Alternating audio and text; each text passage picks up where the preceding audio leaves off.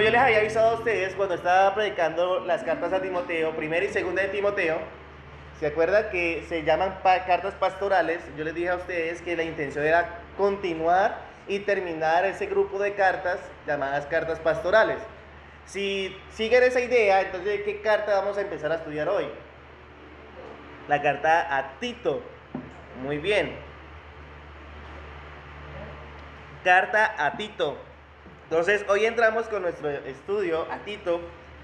Es un libro muy corto, pero muy enriquecedor, porque algo que me va a enseñar Tito todo el tiempo, y eso sí es todo el tiempo, es la sana doctrina. Cómo se debe que vivir conforme a la sana doctrina, cómo se debe que evangelizar conforme a la sana doctrina, cómo debe ser tu andar conforme a la sana doctrina. Tito una y otra vez me va a recalcar ese tema, la sana doctrina. Y yo estoy muy contento, gozoso con este libro. Es muy bueno. Entonces, antes de iniciar, vamos a orar. Amado Señor, te doy muchas gracias por permitirme estar una vez más delante de tu pueblo para la predicación de tu palabra. Ayúdame, Señor, a que no sea hablando Felipe en su sabiduría, sino que sea instrumento en tus manos, Señor, como siempre, para que tu nombre sea exaltado y glorificado en medio de tu pueblo. Te lo pedimos, Señor, en nombre de Jesús. Amén y amén. Bien, y como toda carta, cuando vamos a iniciar el estudio de toda carta, pues necesitamos saber algunos aspectos de la carta para no perdernos en este estudio. Y hoy vamos a hacer un viaje, y vamos a empezar a hacer un viaje estos domingos por Tito, por la vida de Tito, por la isla de Creta. Entonces vamos a conocer un poco de ello. Entonces, el título de la carta. Pues el título de la carta es de acuerdo a su destinatario, que es ¿qué? Tito. Tito es un siervo del Señor, un discípulo de Pablo, y es mencionado 13 veces en el Nuevo Testamento. Aunque Lucas no registra el nombre de Tito en el libro de Hechos, pues sí se registra en las cartas a Corintio, las más específicamente segunda de Corintio. En Gálatas se especifica también el nombre de Tito, de Tito. Entonces hay muchos registros acerca de él. Bien, y pues esa carta pues se llama Tito. Entonces vamos a ver a Tito. ¿Listo? El escritor pues de la carta, ya vamos a ver que es el apóstol Pablo, y para eso vayamos a Tito capítulo 1 versículo 1, y dice: Pablo, siervo de Dios y apóstol de Jesucristo, conforme a la fe de los escogidos y el conocimiento de la verdad, que es según la piedad.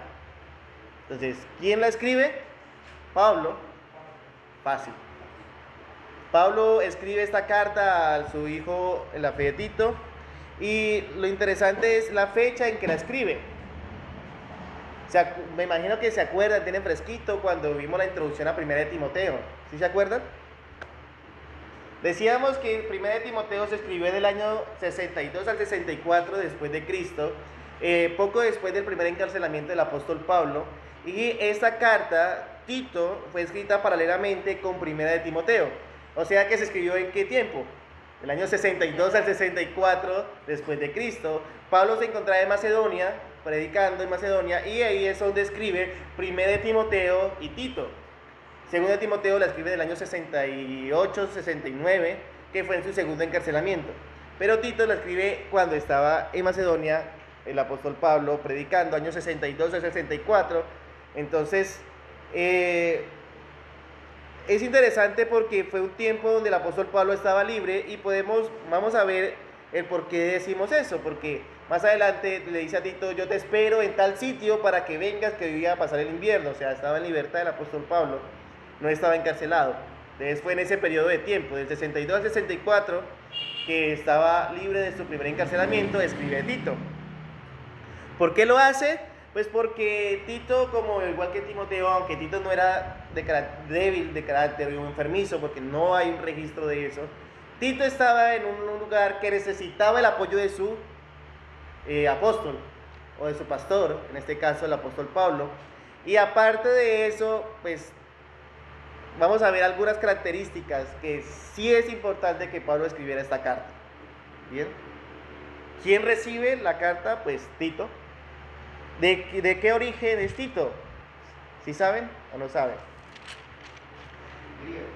Tito es griego. Muy bien. A diferencia de Timoteo, Timoteo, perdón, el padre era griego, pero su madre ¿qué era? Judía, ¿cierto? Tito no. Tito es 100% griego. Eso no tiene pérdida alguna. Y eso está ese registro está en Gálatas, vayamos un momento allá, capítulo 2, versículo 3. Para que nos muestre la Biblia más esto. Gálatas capítulo 2, versículo 3.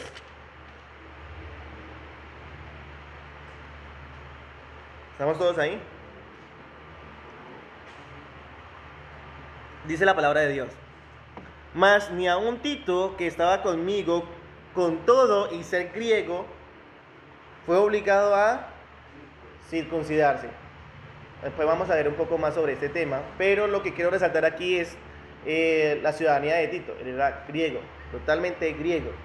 Bien, en ese sentido era un gentil. Y si era un gentil, pues obviamente su pastor, ¿quién era? Pablo. Muy bien. Pablo conoció o estuvo con Tito en su primer viaje misionero. Entonces ahí fue donde coge a Tito y lo discipula. Tito acompañó a Pablo durante todas sus misiones. Los 3 viajes misioneros estuvo Tito ahí presente. Y en uno de los viajes misioneros que hizo Pablo fue a la isla de Creta. Y pues Tito fue con Pablo. Y en este momento Pablo ve la necesidad de irse, pero no podía dejar a la iglesia sola en Creta, a las iglesias, porque son un grupo de iglesias en la isla de Creta. Entonces, ¿qué le dice a Tito? Quédate, versículo 5 del capítulo 1 de Tito. Dice, por esta causa te dejé en Creta para que corrigiese lo deficiente y estableciese anciano en cada ciudad, así como yo te mandé. O sea que Pablo estuvo en Creta, necesitaba viajar, porque acordémonos que Pablo era misionero. Entonces deja delegado ¿a quién? A Tito, para que Tito hiciera la función de fortalecer y de edificar. Bien, entonces lo acompañó en todos sus viajes misioneros, la gran mayoría. Tanto así que Tito fue mensajero muchas veces del apóstol Pablo a ir a dejar cartas. Y una de las cartas que fue a dejar fue la carta a los Corintios, que es su segunda carta a Corintios, que es donde más se registra el nombre de Tito. En 2 de Corintios se registra 9 veces el nombre de Tito, porque era muy conocido en la iglesia de Corintio y porque pues llevaba la carta. Entonces, eso está en 2 de Corintios capítulo 2, está esa mención ¿hacia quién? Hacia Tito. Lo interesante es cómo Pablo menciona a Tito en esas cartas. Y es mi hermano Tito y mi compañero y colaborador. Lo toma como referencia, como mi hermano y como compañero y colaborador. ¿Mi hermano en qué? En la fe. O sea que aquí, eso, vayamos allá un momento, 2 de Corintios capítulo 2, para que vean que no estoy hablando cosas que no son. 2 de Corintios capítulo 2, versículo 12 y 13. Dice la palabra de Dios. Cuando llegué a Troas para predicar el evangelio de Cristo, aunque se me abrió puertas en el Señor, no tuve reposo en mi espíritu por no haber hallado a mi hermano Tito. Así despidiéndome de ellos, partí a Macedonia. Bien, más adelante vamos a ver también este contexto, pero lo que quiero resaltar aquí es cómo Pablo llama a Tito y es su hermano. O sea, da certeza y seguridad de que Tito había tomado o se había aferrado a la fe que tenía el apóstol Pablo, que predicaba el apóstol Pablo, en este caso la sana doctrina, la había cogido y había estado firme en ella, a tal punto de que conocía muy bien del Señor. Y Pablo, ¿cómo lo llama? Pablo lo llama mi hermano. Bien, quiere decir que sí compartía fielmente en la palabra del Señor. Y también lo llama mi compañero y colaborador, que está ahí mismo en 2 de Corintios, capítulo 8. 2 de Corintios, capítulo 8, versículo 23. Linda, ¿lo lees por favor?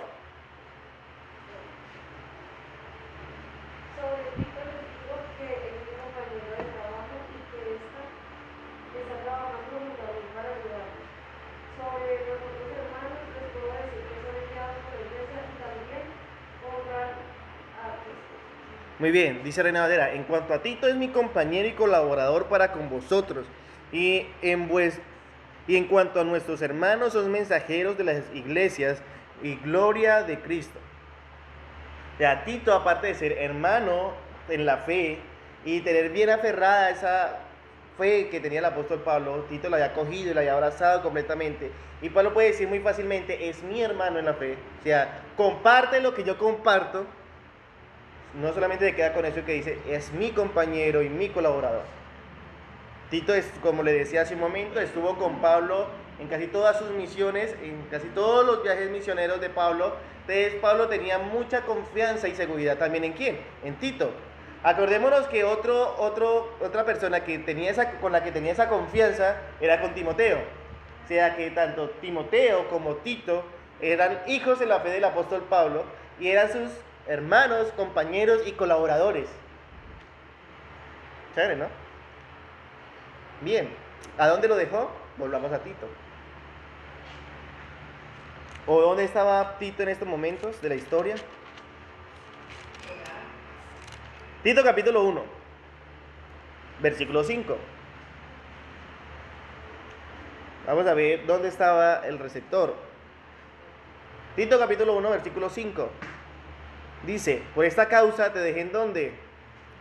En Creta, para que corrigiese lo deficiente y estableciese ancianos en cada ciudad, así como yo te mandé. Listo. Ahora vamos a hacer un viaje por Creta. ¿Quién ha tenido la oportunidad de viajar a Santa Marta? Bien, yo también la conozco. Es como así de grande. Y los que tenían la oportunidad de viajar a las islas, saben que la isla es algo muy bonito, ¿cierto? Pero algo curioso es que Santa Marta no es tan grande. Es más bien pequeña. ¿Sabe qué tamaño tenía la isla de Creta? Creta tenía una medida de 256 kilómetros. Era grande. Y lo interesante es que Creta era tan específica porque estaba en todo el mar Mediterráneo y conectaba en todos los viajes. Si quería viajar por cualquier lado de Asia, tenía que pasar ¿por dónde?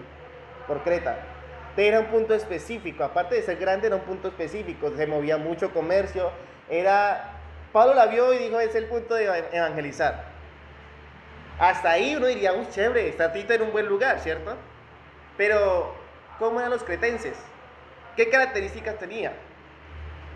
Si nosotros hablamos, por ejemplo, de las características de los huilenses somos trabajadores, echados para adelante, nos gusta madrugar y estar siempre activos, ¿sí? ¿Sí?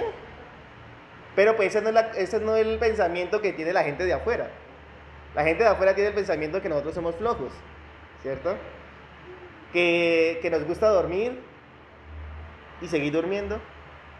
Y pues si nos falta, pues dormir otro poquito. Bien. Pero ese es el pensamiento que tiene la gente de afuera. Pero ¿qué pasaba con los cretenses? Los cretenses tienen algo bien característico. Y para saberlo, cómo eran ellos, vayamos a Tito. Capítulo 1. Tito, capítulo 1, versículos 12 y 13.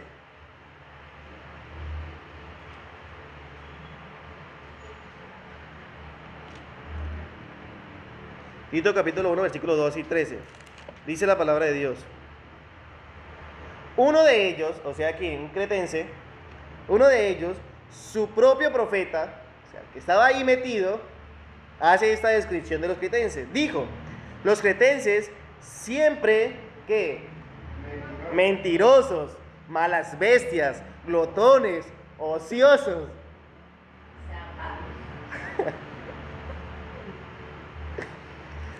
Es interesante porque cuando alguna persona era muy mentirosa en el tiempo de Pablo y en los primeros siglos, le decían que era de Creta, porque los cretenses eran conocidos por eso, por ser como mentirosos. O sea, la tarea que tenía Tito era una iglesia en medio de ¿qué? De mentirosos, de malas bestias, de glotones, de ociosos. Y si creemos que es mentira lo que está diciendo el mismo cretense, dice el versículo 13. Este testimonio es verdadero. Por tanto, repréndelos duramente para que sean sanos en la fe. O sea, lo que dijo esa persona de ellos mismos era verdad. Era verdad. Y ahora Tito estaba puesto en una isla donde se movía en medio de puros mentirosos, ociosos, malas bestias, se llaman los trabajadores, glotones, ociosos, y tenía a una iglesia que tenía que ponerla como todo lo contrario. Claro, tenía que tenerla todo lo contrario. ¿Por qué? Porque lo que vamos a ver en el transcurso de toda la carta a Tito es que tenía la iglesia que evangelizar a sus vecinos. Y la única forma que podía evangelizar a sus vecinos es que se viera una diferencia entre los de la iglesia y los del mundo. Por eso le dice Pablo a Tito, repréndelos, pero como duro. ¿Para qué? Para que sean sanos. Ahora sí, ya tenemos como un panorama de la isla de Creta, de los cretenses, de Tito y de la carta. Para hoy, pues solo vamos a ver los primeros 4 versículos, que es el saludo. El saludo. Versículo 1. Dice la palabra de Dios, de Tito capítulo 1. Pablo, siervo de Dios y apóstol de Jesucristo, conforme a la fe de los escogidos de Dios y el conocimiento de la verdad, que es según la piedad. Aquí el apóstol Pablo pues vuelve y se presenta y hace unos saludos, o su saludo como lo ha hecho en todas las cartas. Pero hay una pequeña variación en este saludo y la vamos a ver ahorita. Pero lo primero es que el apóstol Pablo, como siempre, se presenta como siervo. Siervo. ¿Cierto? Aunque nosotros sabemos que era apóstol y tenía cargo de autoridad, pero su apostolado tenía esa autoridad por ser ¿qué? Siervo. Lo interesante de aquí es que Pablo se presenta a sí mismo como el esclavo del Señor. Es lo que quiere decir. O sea, Pablo, esclavo de Dios. ¿Sí dice así tu versión? Léalo, por favor. Yo, Pablo, esclavo de Dios y apóstol de Jesucristo, escribo esta carta.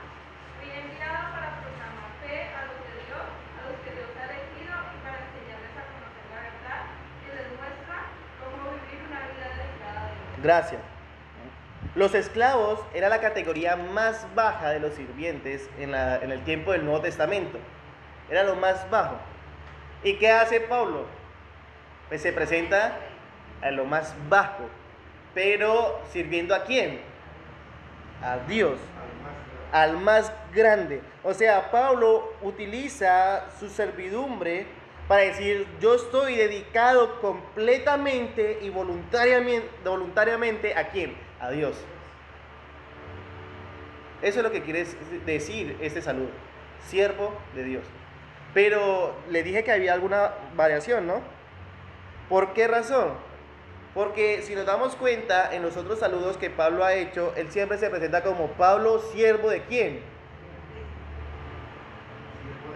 Siervo de Jesucristo. Muy bien. Aquí está como Pablo, siervo de Dios. Y es bien interesante. ¿Por qué razón? Porque lo que está haciendo aquí el apóstol Pablo, como es una isla pagana, es una isla mentirosa completamente, es una isla que no hay temor de Dios como tal, pues lo que dice es, mire, es que yo no soy solamente apóstol de Jesucristo, sino que soy siervo de Dios. ¿Qué está diciendo? Yo soy siervo de ese Dios del Antiguo Testamento. Es lo que hace referencia. Porque si nos acordamos, solamente es en el Antiguo Testamento a que hace referencia como siervos de Dios, a los varones de Dios. ¿No me creen? Vayamos un momento a Apocalipsis. Capítulo 15. Apocalipsis capítulo 15. Yo sé que es el último libro de la Biblia, Nuevo Testamento, pero me va a remitir al Antiguo Testamento. Salmo capítulo 15, Apocalipsis capítulo 15, versículo 3. dice la palabra de Dios. Y cantad el cántico de Moisés, si ve que me remite al Antiguo Testamento, dijo Pollito, a la base de toda la escritura, y cantad el cántico de Moisés como siervo de Dios. Volvamos a Tito, era el protocolo para tomar esa referencia, siervo de Dios. Lo interesante es que en el Antiguo Testamento, como se conocía como Dios, o Yahvé, o Jehová, entonces se le llamaba como siervos de Dios. O sea, Pablo lo que está diciendo es, mire, yo no solamente vengo a anunciar el mensaje de la verdad, el mensaje de Jesucristo, sino que yo soy esos varones que vienen desde el Antiguo Testamento proclamando el mensaje de Dios. Por eso se presenta Pablo, siervo de Dios. ¿Ves esa alteración en el saludo normal del apóstol Pablo? Porque siempre se presenta Pablo, siervo de Jesucristo, o Pablo, apóstol de Jesucristo, pero aquí le añade ese siervo de Dios. Y continúa, y apóstol de Jesucristo. Ya aquí la palabra apóstol, vamos a definirla, y es algo muy sencillo. El significado de la palabra apóstol es mensajero, o el que lleva el mensaje. Eso es lo que quiere significar apóstol. Bien, mensajero o el que lleva el mensaje. Esta palabra antiguamente se aplicaba con frecuencia a los emisarios de la realeza, o sea, a los que los reyes mandaban a dar un mensaje. Entonces eran como los apóstoles de los reyes, porque mandaba y su autoridad se extendía por la autoridad de ¿quién? Del rey, ¿cierto? O sea, que aquí es chévere. ¿Por qué? Porque Pablo dice, sí, yo soy esclavo de Dios, ¿cierto? Se pone en la condición más baja, pero también soy apóstol de Jesucristo. ¿Qué quiere decir? Esa autoridad que yo tengo para mandarlos y para anunciar el evangelio, no viene solamente de Jesucristo, sino de mi esclavitud hacia Dios. Hace ese juego. Yo siendo esclavo de Dios, siendo voluntariamente sirviendo al Dios verdadero, me da la autoridad para darles este mensaje de Jesucristo. ¿Y cuál es el mensaje? Lo vamos a ver más adelante. Pero es lo que quiere recalcar el apóstol Pablo aquí en este saludo. Entonces ya vamos. Pablo, siervo de Dios y apóstol de Jesucristo. Y esta extensión del mensaje de Jesucristo conlleva o implica una gran autoridad, pero al mismo tiempo una gran responsabilidad y sacrificio. Lo vimos en ese momento en la introducción. ¿Qué pasó con Ezequiel? Antes de la predicación, en el devocional, ¿qué pasó con Ezequiel? Un gran sacrificio. Y si vemos la trayectoria de todos los hombres de la Biblia, han tenido grandes sacrificios. Y el apóstol Pablo, pues, y el apostolado, pues, aunque era una gran autoridad, también conllevaba una gran responsabilidad y un gran sacrificio. Y eso lo dicen Hechos. Vayamos allá. Hechos capítulo 20.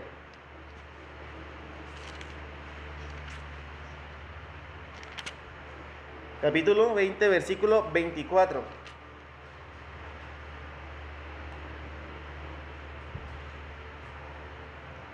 Dice la palabra de Dios: pero de ninguna cosa hago caso, ni estimo preciosa mi vida para mí mismo, con tal que acabe mi carrera con gozo y el ministerio que recibí del Señor Jesús, para dar testimonio del Evangelio y de la gracia de Dios.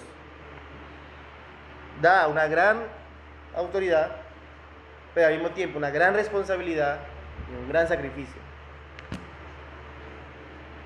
Bien, eso para los apóstoles. Pero para los predicadores, pastores, hoy en día, ¿qué es? Pues una gran responsabilidad y un gran sacrificio. El estar acá conlleva una gran responsabilidad y un gran sacrificio. ¿Por qué razón? ¿Se acuerdan con el versículo que iniciamos? 2 de Timoteo capítulo 4. Porque estamos delante de Dios y de nuestro Señor Jesucristo, que juzgará a los vivos y a los muertos en su manifestación en su reino. Por eso es. Entonces Pablo lo que iba a anunciar y lo que iba a mandar en esta carta, lo que está haciendo es sellándolo con peso, diciendo, mire, lo que yo hablo no es mis palabras, sino la palabra de ¿quién? de Dios. Gústeles o no les guste, es la palabra de Dios. Y lo único que la iglesia tiene que hacer es que sí, amén, y obedezca. ¿Por qué razón? Pues porque estaba en medio de una sociedad honesta, agradable, trabajadora, no glotona, ¿sí? No. Mentirosas, malas bestias, glotones, ociosos. Está en medio de esa comunidad y tenían que mostrar una diferencia. Debía haber un contraste marcado entre el mundo y la iglesia. Por ende, iglesia, debe haber un contraste muy marcado entre la iglesia y el mundo. Y por eso Pablo lo que hace en esta pequeña introducción o este pequeño saludo es dar ese peso. La palabra que él va a hablar es de parte de Dios y también es el mensaje de nuestro Señor Jesucristo. Y continúa. Conforme a la fe de los escogidos de Dios.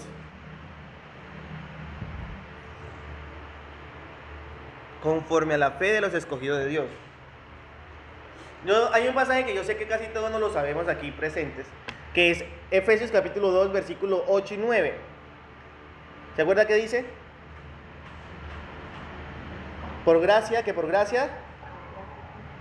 somos salvos. Muy bien, por medio de la fe. Y esto no es de nosotros, es un don de Dios. No por obras, para que nadie se gloríe. Bien. Aquí Pablo está retomando esa idea. Porque ¿qué está diciendo? Conforme a la fe. ¿Cuál fe? Pues a la fe que viene de parte de Dios, que viene por el oír y el oír la palabra de Dios. La fe que viene por esa obra de nuestro Señor Jesucristo en la cruz del Calvario. Esa fe, conforme a esa fe. O sea, conforme a la doctrina que que ha venido enseñando y conforme a la doctrina que va a enseñar en esta carta, esa fe es la de los escogidos de Dios. Entonces, los escogidos de Dios o rescatados para Él desde antes de la fundación del mundo. ¿Pero cómo? A través de esa doctrina. ¿De cuál? De la doctrina de Cristo.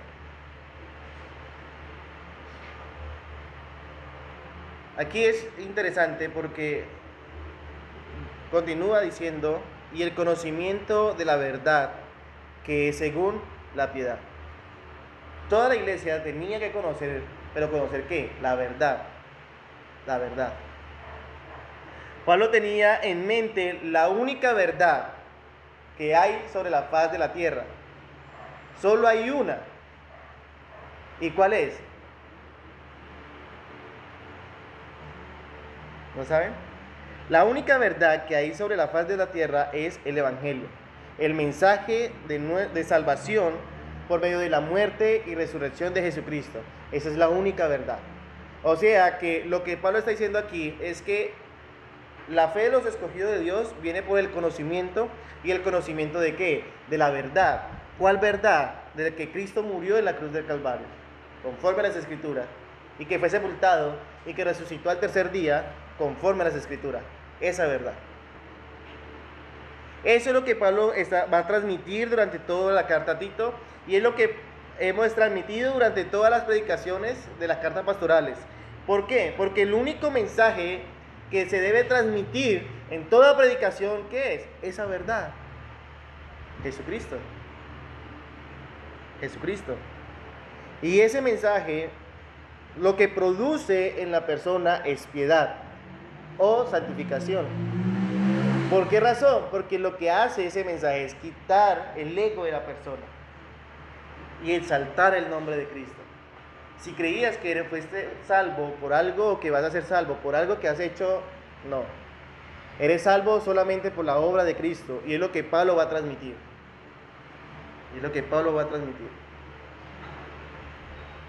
Ese verdad. Ahí mismo en el capítulo 2 de Tito, leamos versículos 11 y 12.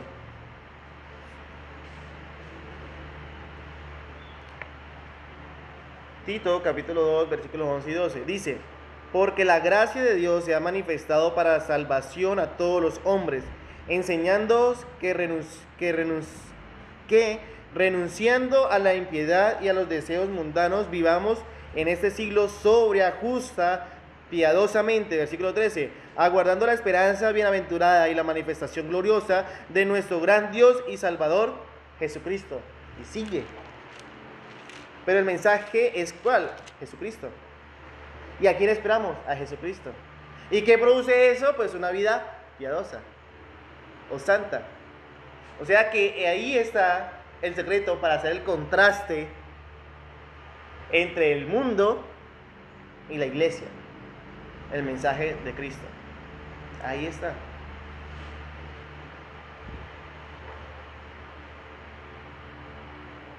Versículo 2 de Tito 1. Sigue el saludo. En la esperanza de la vida eterna, la cual Dios, que no miente, prometió desde antes del principio de los siglos. Aquí este versículo es interesante porque el versículo 1 viene diciendo, listo, yo soy siervo de Dios, apóstol de Jesucristo, les voy a dar un mensaje que es el mensaje de la salvación por medio de Jesucristo, que es a través del conocimiento de la verdad, ¿cierto? Pero su esperanza, tranquilo, esa esperanza de la vida eterna, no es la que yo le vengo a ofrecer, sino la que Dios mismo ha ofrecido. La que Dios mismo ha ofrecido. La esperanza es prometida y garantizada por Dios a todos los creyentes. A todos. A todo aquel que cree. Por lo cual le suministra a los creyentes esa esperanza, una resistencia y una paciencia. ¿Resistencia para qué? Para no pecar. ¿Y paciencia para qué? Para esperar esa esperanza, que es la segunda venida de nuestro Señor Jesucristo. Y hay varios versículos, vamos a tomar solamente 3 como ejemplo. Y Jordan, me ayuda por favor. Juan 6, del 37 al 40.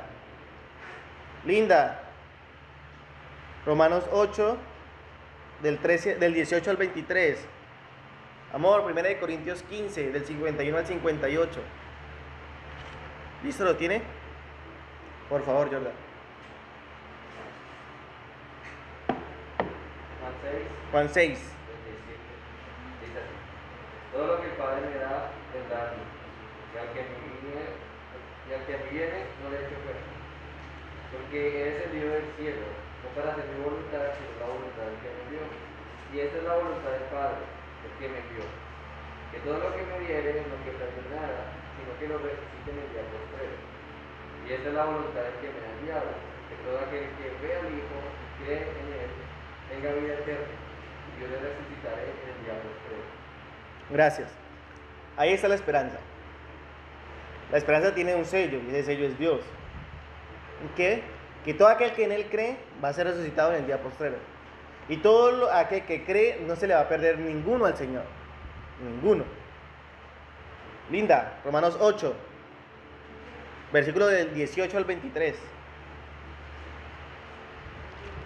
Puede ser todo Romanos 8, pero solamente esa sección. Yo reconozco que tenemos que sufrir ahora, pero esos sufrimientos no son nada comparados con todas las cosas que vamos a recibir después. Toda la creación de Dios está esperando con impaciencia el momento en que Dios muestre al mundo quiénes son sus hijos. La creación no pudo alcanzar su propósito original, pero por causa de ella, sí, no por causa de ella, sino porque Dios así lo dispuso. Sin embargo, queda esa esperanza, que la creación será liberada de la esclavitud, de la corrupción, para disfrutar luego la grandeza de los hijos de Dios. Hasta el 23. Todos sabemos que hasta hoy toda la creación se queja de dolor y sufre como una mujer con dolores de parto. No solo en el mundo, sino también nosotros sufrimos, ya que tenemos el Espíritu como anticipo de la promesa de Dios. Ahora esperamos que Dios nos dé todos los derechos como hijos suyos cuando nuestro cuerpo sea liberado. Gracias. Vemos Romanos 8, esa sección, solamente esa sección, la esperanza que aguarda a quienes, los hijos de Dios. ¿Y cuál es esa esperanza? La salvación. ¿Y quién la da? Pues solo el Señor. Y es lo que Pablo lo quiere dar a entender aquí a los cretenses, que la esperanza de ellos no está en ellos, sino está en quién, en Dios. Bien, amor. 1 Corintios capítulo 15, versículos 51 al 58. Pero permítanme revelarles un secreto maravilloso. No todos moriremos, pero todos seremos transformados. Sucederá en un instante, en un abrir y cerrar de ojos, cuando se toque la trompeta final. Pues cuando suene la trompeta, los que hayan muerto resucitarán para vivir para siempre. Y nosotros, los que estamos vivos, también seremos transformados. Pues nuestros cuerpos mortales tienen que ser transformados en cuerpos que nunca morirán. Nuestros cuerpos mortales deben ser transformados en cuerpos inmortales. Entonces, cuando nuestros cuerpos mortales hayan sido transformados en cuerpos que nunca morirán, se cumplirá la siguiente escritura. La muerte es devorada en victoria. Oh muerte, ¿dónde está tu victoria? Oh muerte, ¿dónde está tu aguijón? Pues el pecado será el aguijón que terminará en muerte, y la ley le da al pecado su poder. Pero gracias a Dios, Él nos da la victoria sobre el pecado y la muerte por medio de nuestro Señor Jesucristo. Por lo tanto, mis amados hermanos, permanezcan fuertes y constantes, trabajen siempre para el Señor con entusiasmo, porque ustedes saben que nada de lo que hacen para el Señor es inútil. Amén. Yo creo que con estos 3 versículos es suficiente para dejar claro la esperanza que tenemos nosotros los escogidos, y en este caso que debía de ser la iglesia de Creta, las iglesias, porque son varias dentro de la isla. ¿Qué? Pues que tenemos vida eterna, y que esa vida eterna es garantizada ¿por quién? Por Jesucristo y por nuestro Dios. Pero continúa haciendo una descripción del mismo Dios, que dice que no miente. ¿Por qué cree que Pablo, si vemos los saludos de Pablo, en ninguna otra ocasión había dicho Pablo la esperanza de la vida eterna, de lo cual la da Dios, pero nunca le había atribuido esta parte, que no miente? Solo se le atribuye aquí a los cretenses. ¿Por qué creen? Muy bien. Hay la costumbre o la creencia de ellos está muy muy arraigada, gracias a la costumbre griega y a las creencias griegas. Ellos tenían como Dios supremo a Zeus. Y lo interesante es que Zeus, si conocemos un poco de la mitología griega, Zeus es un dios ¿cómo? No, Zeus es un dios mentiroso. Esa es la característica de Zeus, es un dios mentiroso. ¿Por qué? Porque trata de engañar siempre a la gente. ¿Para qué? Para beneficio de él. Que lo adoren, que le sirvan, y siempre es con algo bajo la manga, ¿cierto? ¿Qué dice acá? Listo, ese es el Dios que ustedes creen, pero la esperanza de vida eterna la da es Dios, el cual, ¿qué pasa? No miente, no es como su Dios, no es como ustedes. Por eso le atribuye este cualitativo aquí a Dios, no miente. Y pues nosotros sabemos que Dios no miente. ¿Por qué estamos tan seguros que Dios no miente? Pues vayamos a San Juan 14. San Juan 14, 6. No lo sabemos de memoria. ¿Qué dice? Y Jesús dijo: yo soy el camino, la verdad, ahí está, no miente, y la vida. Y nadie viene al Padre si no es por mí. Él mismo se reconoce como el Dios que no miente. Es la verdad. En el versículo 17 del mismo San Juan 14, ¿qué dice, Alonso?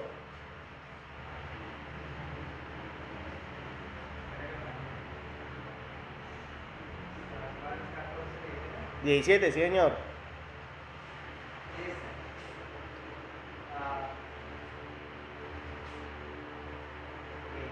Sí, señor. El consejero es el Espíritu y la verdad. El mundo no le puede recibir por lo que ve y lo conoce. Ustedes lo conocen porque viven con ustedes y estará en ustedes. Bien, aquí ya le atribuye la verdad ¿a quién? Al Espíritu Santo. Dice, el Espíritu Santo es la verdad, o es verdad. ¿Y en dónde debe morar? Pues en cada uno de nosotros. O sea que en nosotros no debe haber mentiras, sino que verdad. Bien. Y ahora el versículo que recalca o exalta de que Dios no miente, y que también creo que todos lo sabemos. Números capítulo 23, versículo 19. Números es el cuarto libro de la Biblia. Números capítulo 23, versículo 19. Dice la palabra de Dios: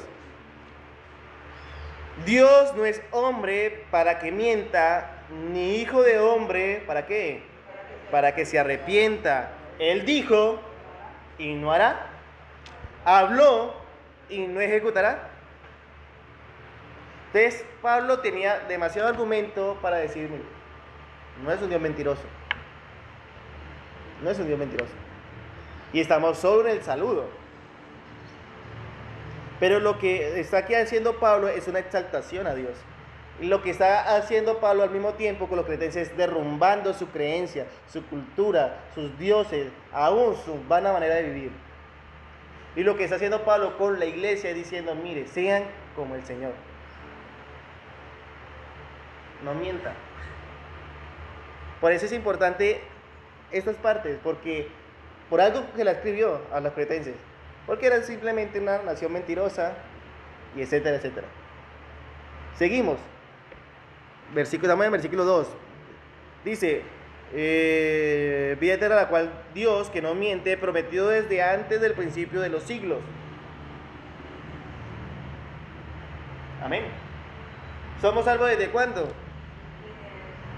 Desde antes de la fundación del mundo, o desde antes del principio de los siglos. Desde antes de que todo fuese formado ya hemos sido salvos. Ya. ¿Cómo lo sabemos? Pues porque lo dice la Biblia. ¿Dónde más lo dice? En Efesios, capítulo 1, versículo 3, 4 y 5. Bueno, todo el capítulo 1. Pues del versículo 3 lo dice. O sea, vemos que sí o sí somos salvos. Y nuestra esperanza, ¿quién es? Jesucristo. Jesucristo. Versículo 3.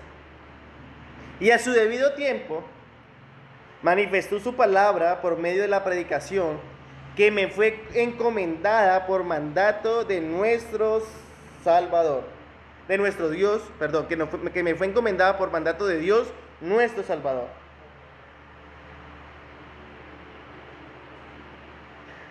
Y aquí es lo importante. O sea, aquí lo que hace Pablo es está dando un cierre a su saludo, pero un cierre magnífico.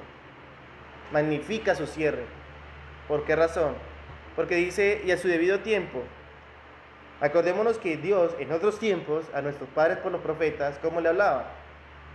Por medio de apariciones, de sueños, de voz audible, de manifestaciones, etcétera, etcétera. Eso lo habla muy bien Hebreos capítulo 1, para que lo lean en sus casas. Pero cuando viene Cristo, muere y resucita y asciende a los cielos, ahora ¿cómo es enseñada esta verdad? ¿Y cómo el Señor manda que se enseñe esta verdad? Por la locura de la predicación. Como lo habla Romanos, como lo habla Corintios, o por la tontería de la predicación. ¿Por qué? Porque para muchos es una tontería. ¿Qué dice Pablo aquí?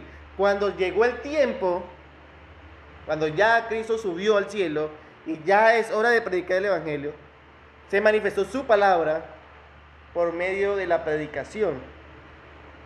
La palabra de Dios es interesante porque primero coloca la palabra y luego la predicación. Y no coloca primero la predicación y luego la palabra. Aquí el orden de los factores sí es importante, no como en la matemática. Aquí sí es importante. ¿Por qué razón?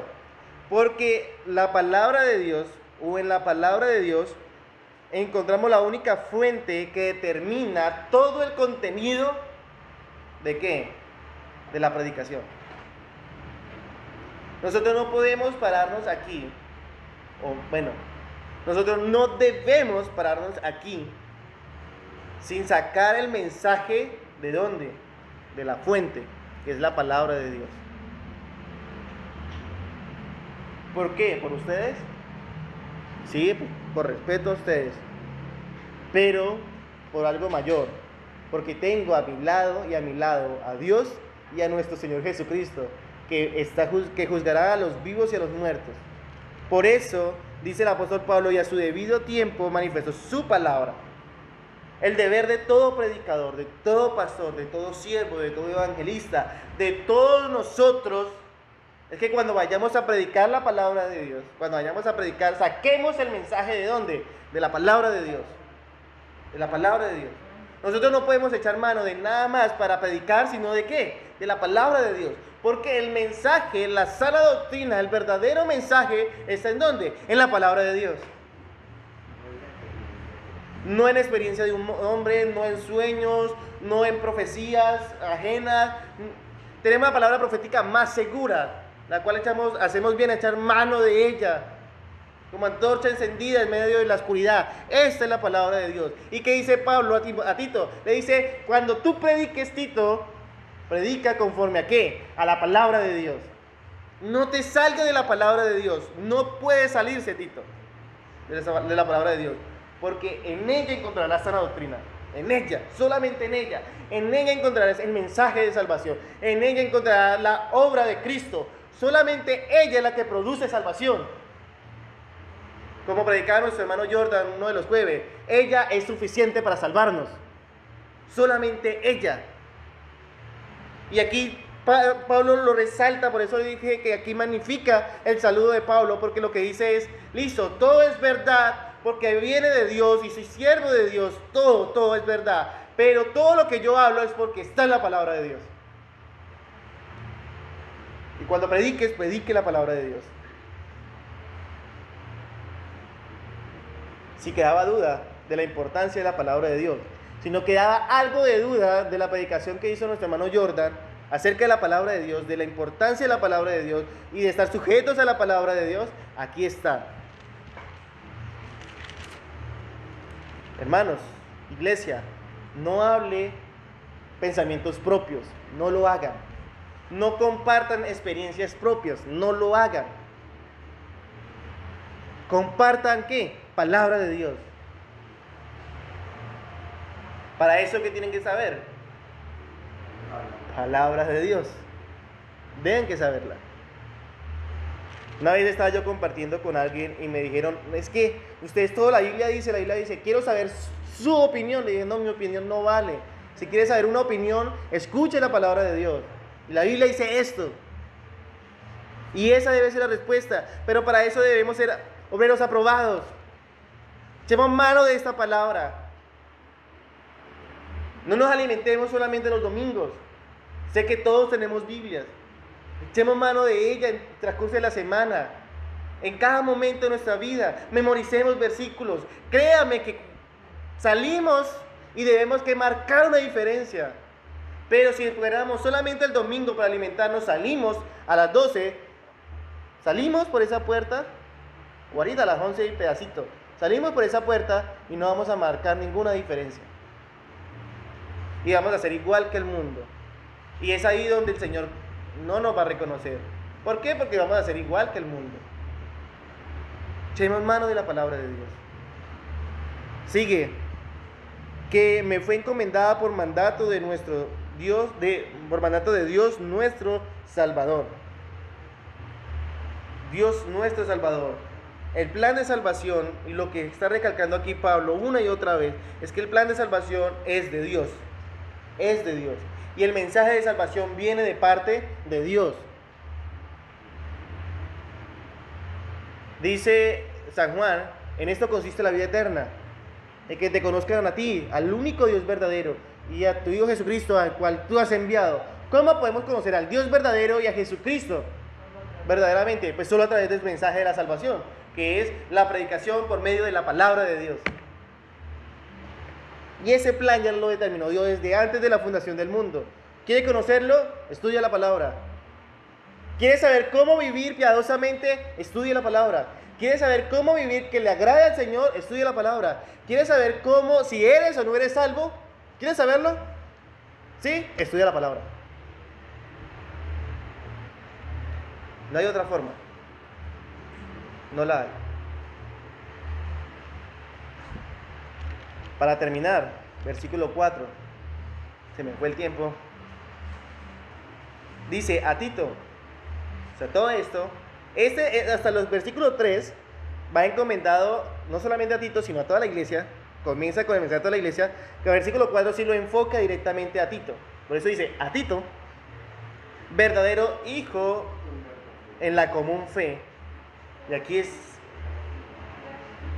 verdadero hijo en la común fe. Tito es su hijo espiritual, es un creyente genuino, como lo fue Timoteo y como lo dije al comienzo.